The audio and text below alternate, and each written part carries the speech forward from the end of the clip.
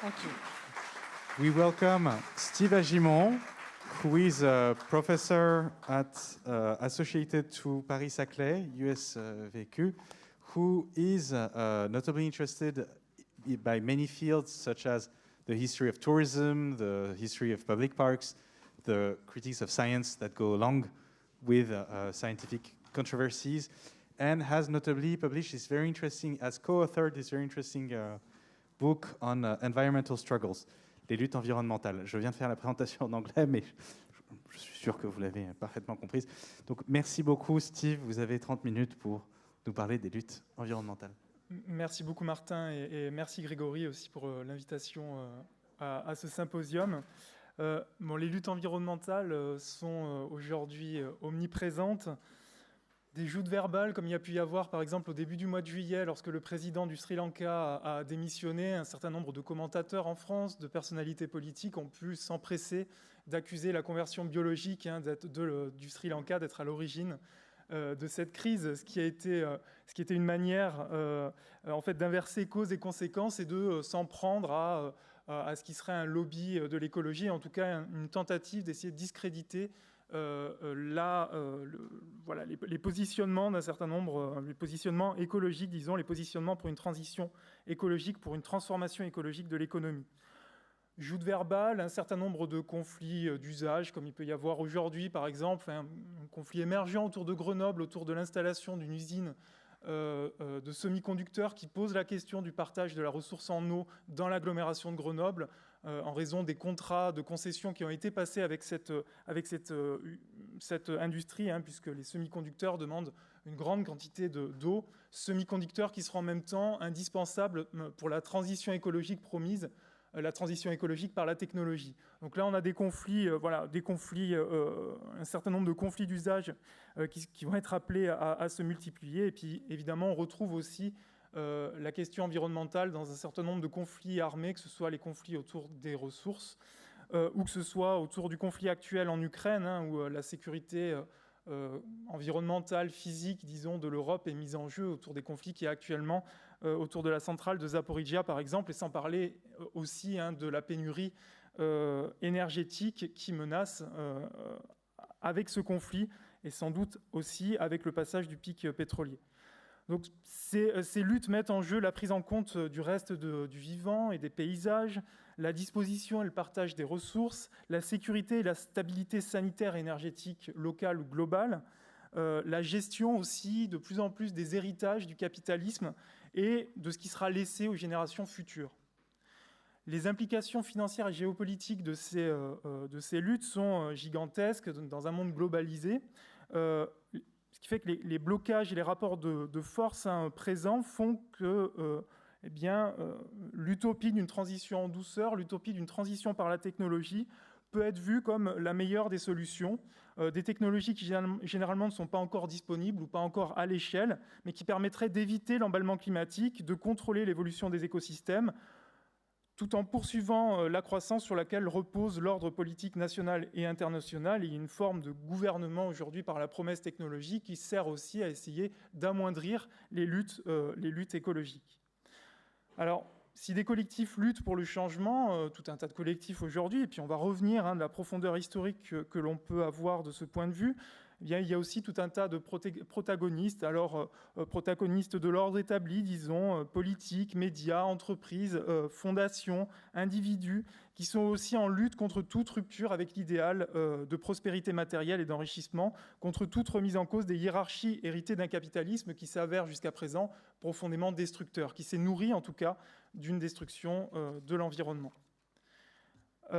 L'omniprésence actuelle de ces luttes, évidemment, pour les historiens et historiennes, c'est une invitation à aller voir comment, dans le passé, l'environnement a pu être défendu, parce que nous appelons environnement, et ce qui était conceptualisé différemment par le passé, en tout cas ce milieu avec lequel on vit, comment cet environnement a pu être défendu, instrumentalisé, détruit, représenté, pensé, et comment des luttes, finalement, ont tissé des relations en partie qui nous parlent en partie, qui sont en partie les nôtres, mais aussi différentes. Donc, ces relations différentes tissées avec le reste de la nature. Donc ça a été toutes ces luttes passées, en tout cas depuis, disons, depuis la fin du XVIIIe siècle, et puis surtout au XIXe et XXe siècle, ça a été l'objet d'un ouvrage de synthèse qui est, voilà, un ouvrage en fait qui en mériterait bien d'autres. Donc qui a été coécrit avec Alexis Vrignon, Anne-Claude Ambroise Rendu et Charles-François Matisse, une histoire des luttes pour l'environnement. C'est un panorama qui est essentiellement donc centré sur les 19e et 20e siècles. Alors pourquoi Parce qu'on a considéré que c'était le moment, avec la littérature anthropologique, disons, que c'était le moment où la nature s'autonomisait pleinement dans la pensée administrative et économique occidentale, la pensée scientifique aussi occidentale, pour devenir une entité extérieure aux hommes, à connaître, exploiter, dominer, et parfois aussi à défendre.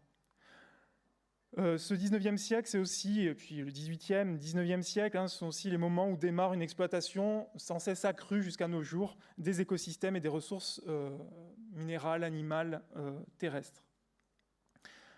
Cette présentation tirera quelques enseignements du panorama de lutte présenté dans l'ouvrage. Je ne vais pas revenir, je ne vais pas présenter tout l'ouvrage, loin de là, mais je vais essayer de tirer quelques fils de cet ouvrage en 3 temps.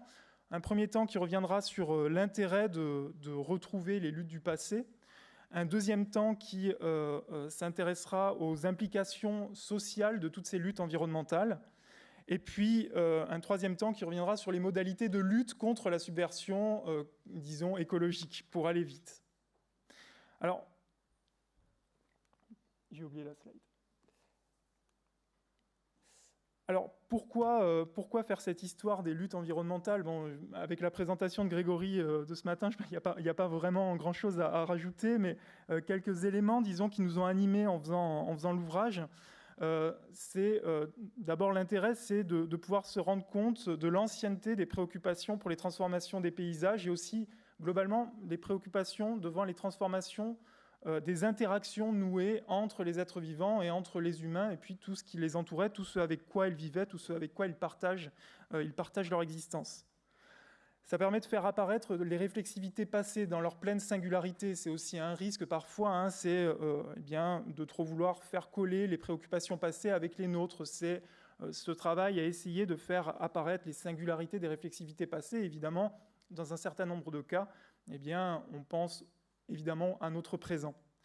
Donc ça a supposé de contextualiser précisément ces luttes, les protagonistes, et puis les horizons de savoir, les horizons d'expérience, les horizons de connaissance qu'avaient les protagonistes dans ces luttes, pour voir toutes les possibilités qu'ils avaient, tout ce qu'ils pouvaient imaginer, tout ce qu'ils pouvaient connaître, et tout ce qu'ils pouvaient entreprendre comme lutte.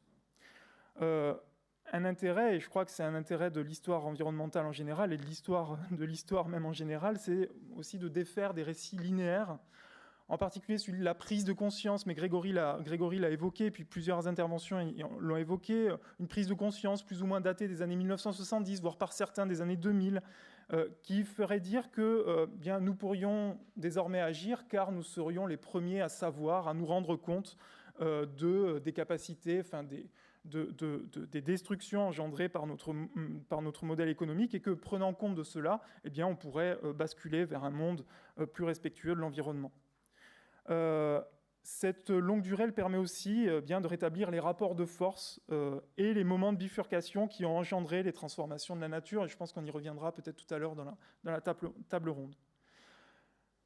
Ça permet de voir comment les pouvoirs, les rapports de domination se traduisent non seulement dans des rapports sociaux, dans des dominations sociales, mais aussi comment ces rapports de domination, ces rapports de force, ces rapports de pouvoir se traduisent dans les écosystèmes.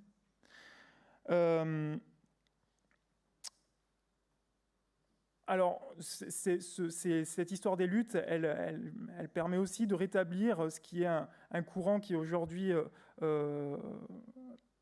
développé dans le monde anglo-saxon, dans le monde anglophone, disons, et puis un petit peu en France, c'est de rétablir les futurs passés, ces possibles non advenus, qui permettent aussi d'ensemencer nos propres imaginaires, comme y invitait en fait Walter Benjamin dans ses thèses sur le concept d'histoire en 1940, où il invitait à s'intéresser à ces futurs, à ces possibles non advenus.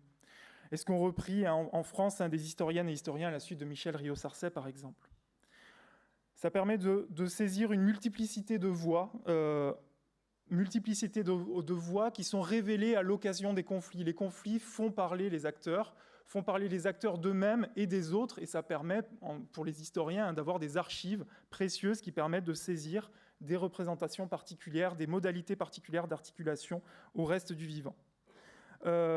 On peut aussi, avec cette histoire-là, et là c'est à ceux qui le liront, cet ouvrage, de le faire, mais c'est tirer des enseignements des coalitions, des stratégies utilisées pour faire ou défaire des mouvements de lutte, tout en étant à chaque fois attentif à l'horizon de connaissance du temps. Ces ouvrages, et je pense histoire environnementale en général, est une tentative d'armer modestement les mouvements de transformation écologique en cours, les armer d'une réflexivité, d'une autocritique, de points de comparaison, et aussi de compréhension des moments où les luttes peuvent retomber.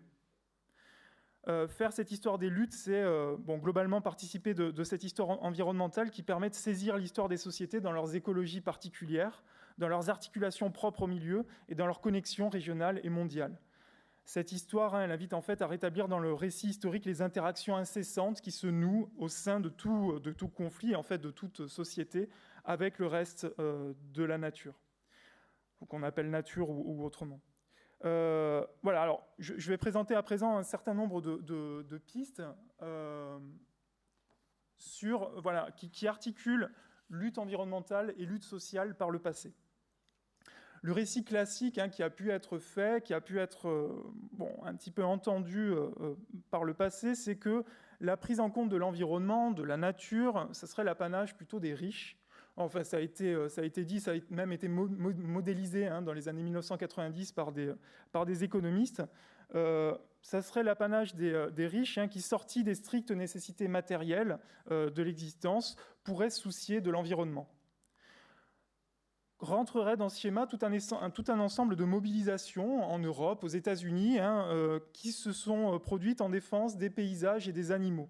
Alors, ce serait par exemple l'apparition de la Société royale contre la maltraitance des animaux en 1824 en Grande-Bretagne, ou en 1845 avec la Société de protection des animaux en France. La Vegetarian Society en 1848, qui mêle un souci de santé avec de réelles déjà préoccupations pour les animaux.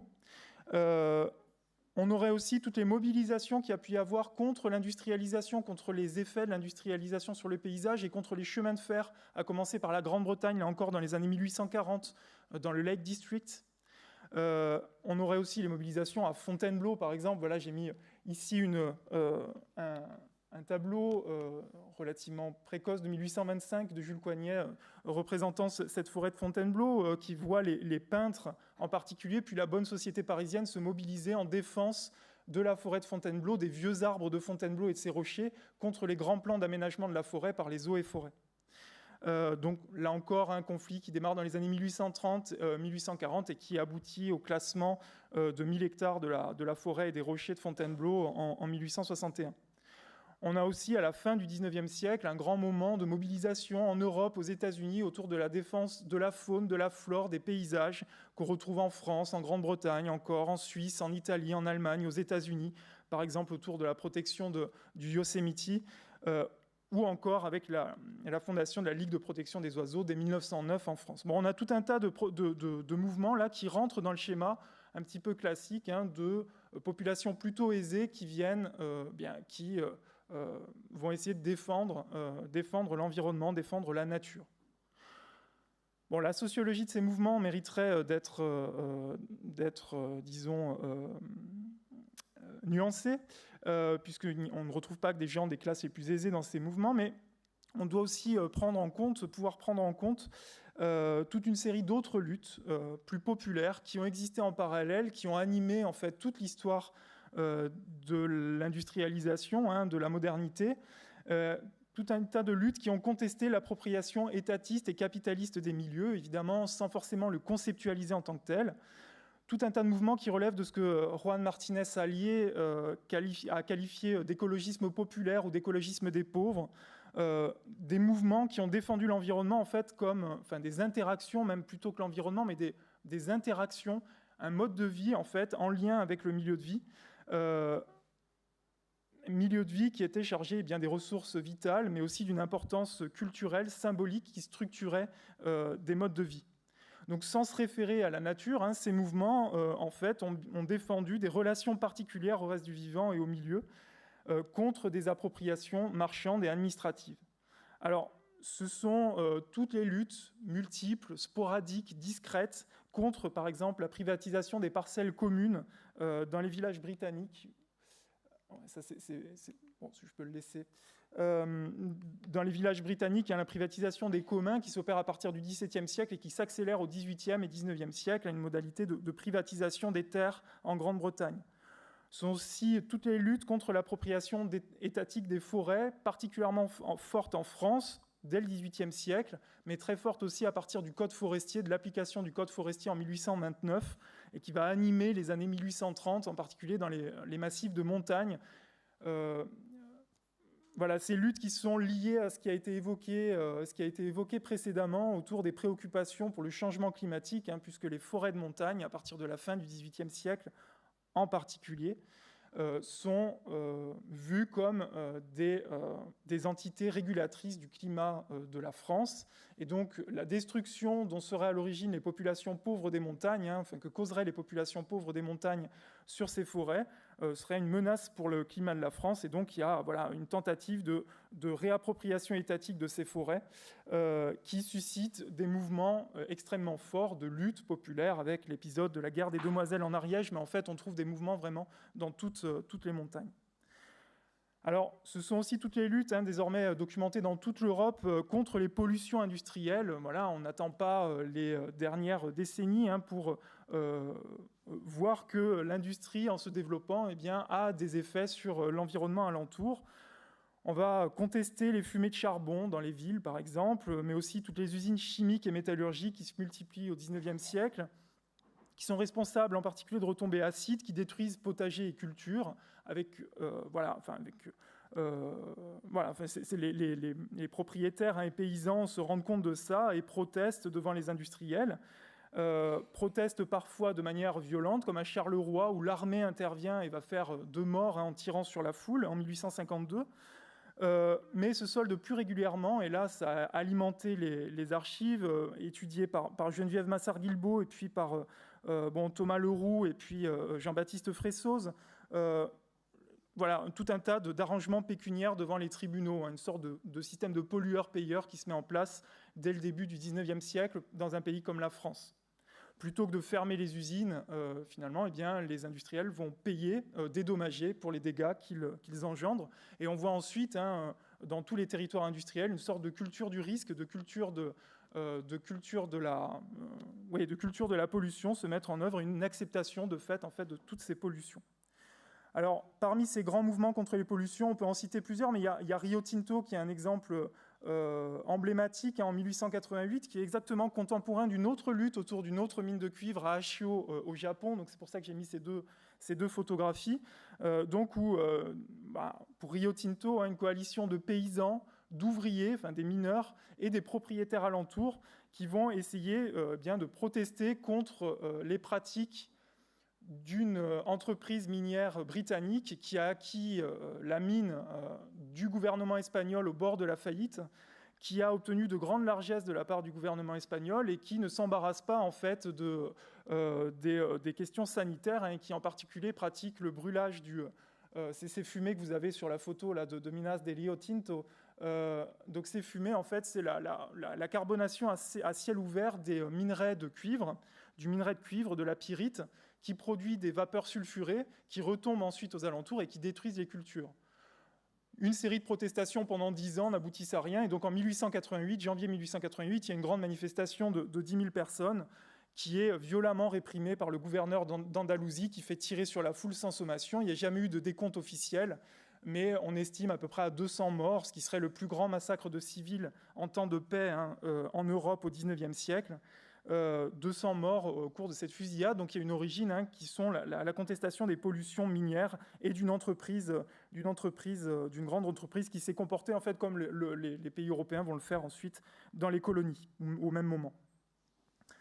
Il y a toute toute une série de modalités de lutte qui vont des conflits violents aux pétitions. L'Angleterre, mais la France aussi, pratique beaucoup les pétitions, l'appel à la justice, l'appel au pouvoir législatif, les manifestations. Donc, par exemple, alors je crois que j'ai mis aussi une illustration, voilà, à Port-Mew, contre l'installation d'une carrière de calcaire à Port-Mew, une grande manifestation de 2 à 3 000 personnes, où on retrouve les félibriges qui ont été évoqués précédemment, contre l'installation de ces carrières. On va trouver aussi la désobéissance civile, théorisée par Henry David Thoreau au milieu du XIXe siècle, et puis aussi l'écriture, le dessin, et là, dans la presse, dans la littérature, on retrouve toutes ces préoccupations du XIXe siècle envers les transformations de l'environnement. Là, je vous ai mis les exemples avec Robida, Albert Robida, qui voilà, est l'auteur de caricatures qui sont, de dessins qui sont assez saisissants pour nous aujourd'hui. Bon, ces multiples mouvements, ils ne doivent pas masquer cependant une sorte de fatalisme général devant le progrès, dont la marche a des effets collatéraux qui semblent, pour beaucoup, un mal nécessaire et globalement accepté. Ce qui n'empêche pas, ce que je viens de dire, ce qui n'empêche pas un nombre incalculable de luttes locales.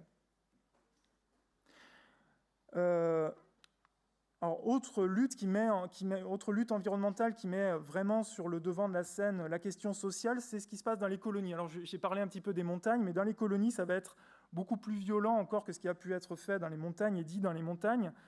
Les puissances coloniales vont arriver avec une sorte de mission environnementale. Donc là, il y a un ouvrage qui avait été édité par Grégory de Diana Davis sur le Maghreb, où les puissances coloniales arrivent avec une sorte de mission environnementale qui est de restaurer l'équilibre climatique qu'auraient perturbé les populations locales par une gestion inconsidérée des ressources, et en particulier, là encore, des forêts. Alors on le retrouve avec les forêts, mais on le retrouve avec la grande faune sauvage aussi, où on voit dans les courbes, dans les reconstitutions statistiques, que les déséquilibres dans la faune sauvage des pays colonisés coïncident avec l'arrivée des colons et l'organisation de grandes chasses touristiques, ou de chasse tout simplement liées aux travaux, liées à la sécurisation du territoire. Mais au XXe siècle va se mettre en place un discours qui stigmatise les populations locales et qui va essayer de créer des grandes réserves en excluant les populations locales et en criminalisant leur pratique de ces espaces.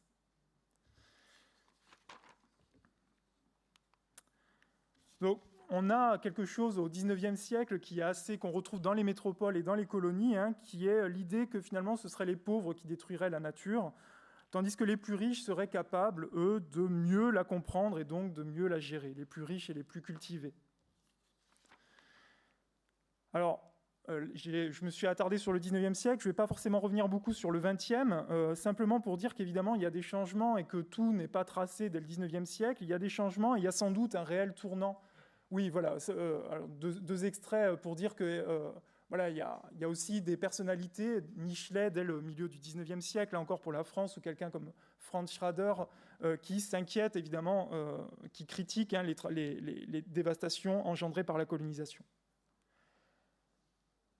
Alors, les années 1970 marquent un tournant, même s'il ne faut pas l'exagérer, c'est-à-dire qu'il y a bien une réflexivité environnementale avant ces années 1970. Il y a des relations de toute façon très concrètes qui sont nouées dès avant. Mais disons, ce qui change dans ces années 1970, c'est d'abord bien des savoirs croissants, mieux diffusés, mais aussi des emprises. Ça suit la période qui a été appelée pour la France des 30 Glorieuses, d'une grande accélération des emprises matérielles et énergétiques des sociétés contemporaines.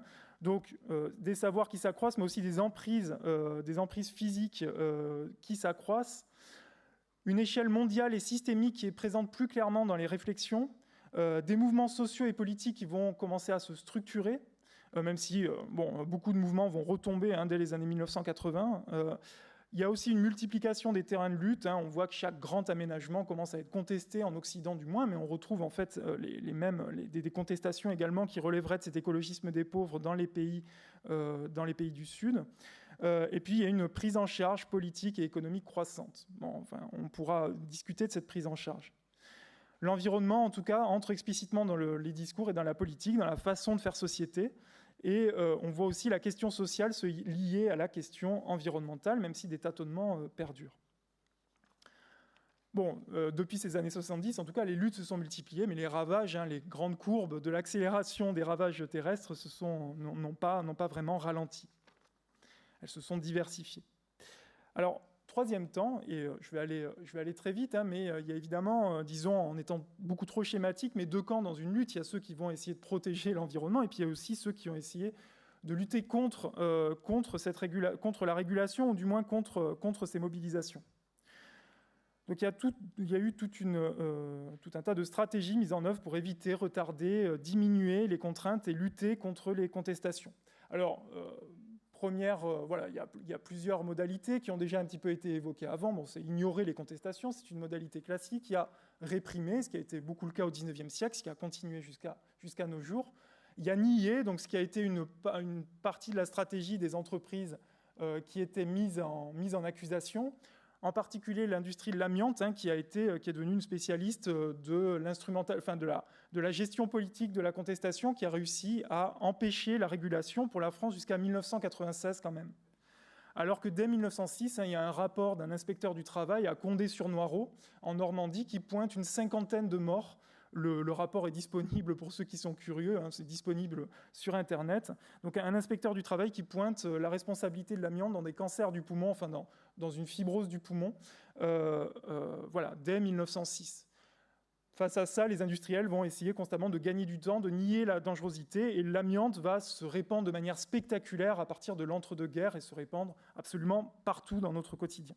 Et donc on a hérité de cette situation, de cette négation et de ces stratégies économiques. Bon, il y a d'autres stratégies qui ont été d'éliminées. Alors, pour l'Europe, c'est moins visible à l'époque très contemporaine, mais pour l'Amazonie, l'histoire du XXe siècle en Amazonie est une histoire de violence continue, faite contre toutes les populations qui ont résisté au programme d'accaparement des terres et de mise en plantation de l'Amazonie. C'est révélé à partir des années 1980, lorsque l'intérêt médiatique s'accroît pour l'Amazonie, et avec un cas qui a été médiatisé, qui est l'assassinat de Chico Mendes, syndicaliste paysan et comment dirais-je, en lien avec les populations autochtones, qui devient une forme de figure internationale des luttes des travailleurs contre l'accaparement industriel de ces terres d'Amazonie. Autre stratégie, j'y reviens beaucoup trop vite, mais ce qui a été de fabriquer le doute, c'est de plus en plus connu aujourd'hui. Les travaux commencent à être anciens, des travaux depuis les années 1990 aux États-Unis qui ont commencé avec l'industrie du tabac, avec un certain nombre de documents qui ont été sortis, voilà, des archives des entreprises qui ont été sorties, qui concernaient la manière dont elles ont voulu créer du doute pour éviter la régulation politique, pour éviter des interdictions du tabac ou des régulations du tabac dans l'espace public. Des historiens de l'environnement s'y sont ensuite intéressés et ont vu que tout un tas d'entreprises ont fait ça de longue date pour l'industrie de la chimie, du plomb, de l'amiante. On retrouverait dès le 19e siècle. Et puis pour l'industrie pétrolière, pour l'industrie des pesticides, on a tout un tas d'exemples en tête, mais l'exemple d'Exxon a marqué aux États-Unis, où dès 1977, la direction d'Exxon est tenue au courant des menaces majeures de réchauffement climatique. Toutes les preuves scientifiques sont déjà là. Et la direction d'Exxon, face à ces rapports internes, va commander des études pour vérifier en particulier la capacité d'absorption des océans, pour être bien sûr des chiffres qu'on annonce de réchauffement climatique, va donc faire avancer la science, et puis se rendant compte des dangers pour son industrie, Exxon va changer de stratégie et donc financer les marchands de doute, financer tout un tas de scientifiques et de fondations qui vont essayer de faire croire qu'il n'y a pas de consensus scientifique sur le réchauffement climatique et que le réchauffement climatique n'est pas d'origine humaine, tout ce que vous connaissez sous le nom de climato-scepticisme. Bon, il y a eu payer, j'en ai un petit peu parlé, dénigrer la contestation écologique. Là, on peut penser à tout un tas d'intellectuels et de commentateurs qui sont encore aujourd'hui à l'œuvre.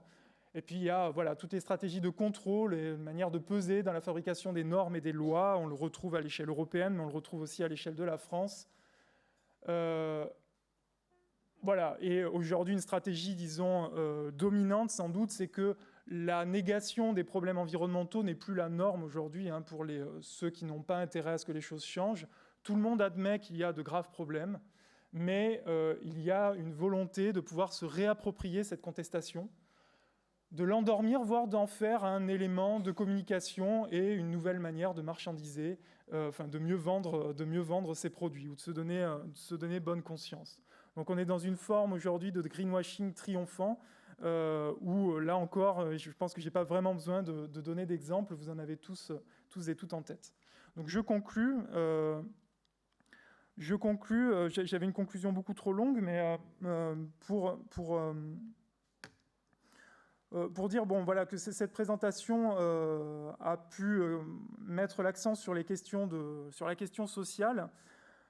Elle s'inscrit dans la lignée de la présentation précédente, en montrant que les questions environnementales sont une manière, exacerbent souvent les inégalités sociales, et qu'aujourd'hui les plus riches sont sans doute les mieux placés pour mieux subir le réchauffement climatique, tout en ayant un mode de vie qui, d'une certaine manière aussi en se berçant d'illusions sur les modes de vie, sur les éco-gestes, sur une consommation plus responsable, mais en ayant un mode de vie et une richesse dont l'origine est la principale cause de la destruction aujourd'hui des écosystèmes et le dérèglement du climat.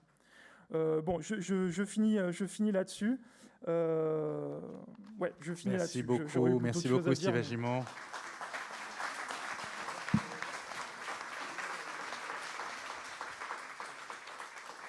Merci beaucoup pour ce panel extraordinairement riche de cas de cette séquence des luttes environnementales du 19e siècle jusqu'à aujourd'hui.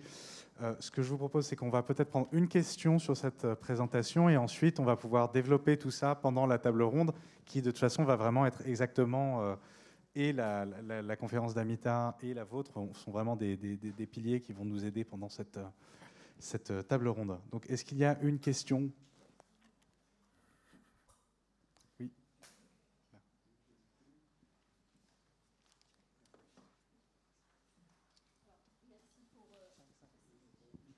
Oui, merci pour votre présentation. J'avais deux notions à développer. Quelle est la place de la justice environnementale et de la notion d'écocide désormais portée dans ces luttes environnementales ?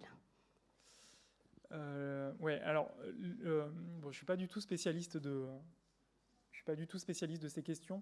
La question de justice environnementale, il me semble me rappeler qu'elle apparaît dans les années 1970 plutôt aux États-Unis et elle va venir questionner en fait les inégalités conjointes qui peuvent exister entre, disons le renforcement des inégalités sociales par des inégalités écologiques. Par exemple, l'exemple le plus concret, c'est sur les lieux de vie où les populations les plus pauvres, généralement, vivent également dans les endroits les plus dégradés d'un point de vue écologique. Évidemment, aujourd'hui, avec le changement climatique, ce sont des questions qui sont exacerbées. C'est beaucoup plus facile de vivre le changement climatique quand on peut partir au bord de la mer ou en montagne que quand on est coincé, entre guillemets, dans une cité héritée des années 1960 ou 1970 et qu'on vit dans des températures absolument infernales. Sur l'autre notion, pardon, je me suis perdu. C'est la notion d'écocide qui apparaît désormais dans beaucoup de luttes environnementales et sur la responsabilité aussi générationnelle. Quelles conséquences, à quelle échelle et sur quelle temporalité ? Oui, donc vous avez résumé. Il y a tout un tas de mouvements qui essayent de peser pour faire rentrer la notion d'écocide dans les constitutions et en faire un instrument de mobilisation de la justice, un instrument judiciaire. Mais là encore, ma mémoire me fait défaut sur le moment où apparaît cette notion d'écocide. Je suis impardonnable puisque je l'ai... Et donc la suite pour votre prochain champ de travail, c'est parfait. Je vous remercie, Steve Agimont, et donc j'invite les participants de la table ronde à venir sur scène maintenant. Merci.